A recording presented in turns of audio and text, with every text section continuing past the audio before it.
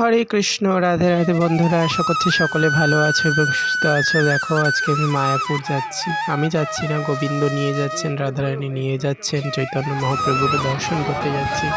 দেখো চলে এসেছি, লঞ্চে চেপে গেছি মায়াপুরের যাওয়ার উদ্দেশ্যে। আর মায়াপুরে গিয়ে বিশাল বিশাল আনন্দ হয়েছে, গোবিন্দকে এত কাছে দেখতে পেয়েছি। পুরো ভিডিওটা তোমরা দেখো, দর্শন করো। দেখো এবার আমরা ভগবানের কাছে চলে এসেছি। এবার আগে আমরা রাধা মাধবকে দর্শন করব। আর আমাকে যদি দেখতে চাও তাহলে অবশ্যই চলে যাও মায়াপুর টিভি, ভোগ আরতি আগামীকাল ভিডিওটা তোমাদের সাথে আসবে। আমরা পূর্ণিমার দিন গিয়েছিলাম, মাঘী পূর্ণিমার দিন ভোগ আরতির ভিডিওটাই আমাকে দেখতে পারবে তোমরা। দেখো আমি একটু ক্লিপ তোমাদের সাথে অ্যাড করে দিচ্ছি, দেখতে পারবে মায়াপুর টিভিতে। তোমরা সবাই গিয়ে দেখতে পাবে। এই যে আমি জব করছি, এখানে আমি ডান্স করব। খুব খুব খুব আনন্দ করেছি, বলে বোঝানো যাবে না, এত আনন্দ করেছি। গোবিন্দ যেন আবার ডাকে, এই আশা নিয়ে আবার ফিরে এসেছি। আসতে তো মন চাইছিল না, কিন্তু তাও আসতে হয়েছে। দেখো দেখাচ্ছি তোমাদেরকে, আজকে মায়াপুরে ভগবানকে দর্শন করো। এটা আমি মায়াপুর টিভি থেকে নিয়েছি ছোট্ট ক্লিপ। তোমরা গিয়ে পুরো ভিডিওটা দেখে এসো যদি আমাকে দেখতে চাও। আমি ডান্স করেছি, সেটাও তোমাদের সাথে শেয়ার করব, দেখতে থাকো। আর গোবিন্দ যেন এইভাবেই নিজের কাছে রেখে দেয় সারা জীবন, আর আসতে পারি গোবিন্দের দর্শনে। খুব ভালো লাগলো এসে।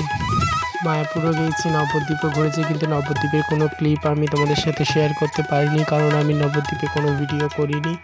শুধু মায়াপুরেরই ভিডিও করেছি, সেটাই তোমাদের সাথে দেখো। আমার নৃসিংহদেবকে দর্শন করো, আমার পঞ্চতত্ত্বকে দর্শন করলে, রাধা মাধবকে দর্শন করলে, সবাইকে দর্শন করো। আজকে অপরূপ অপরূপ দর্শন, রাধারানী এত অপরূপ দর্শন, এত সুন্দর, সামনে থেকে এত অপরূপ দর্শন। যারা গিয়েছে তারাই একমাত্র জানে রাধারানী এত অপরূপ দর্শন। রাধারানী কৃষ্ণের এবং আমার পঞ্চতত্ত্বের এত অপরূপ দর্শন দিয়েছেন ওনারা, কোনো তুলনা নেই। দেখো তোমাদেরকে দর্শন করাচ্ছি সকলকে। কেমন হয়েছে শৃঙ্গার অবশ্যই জানিয়ে কমেন্টে।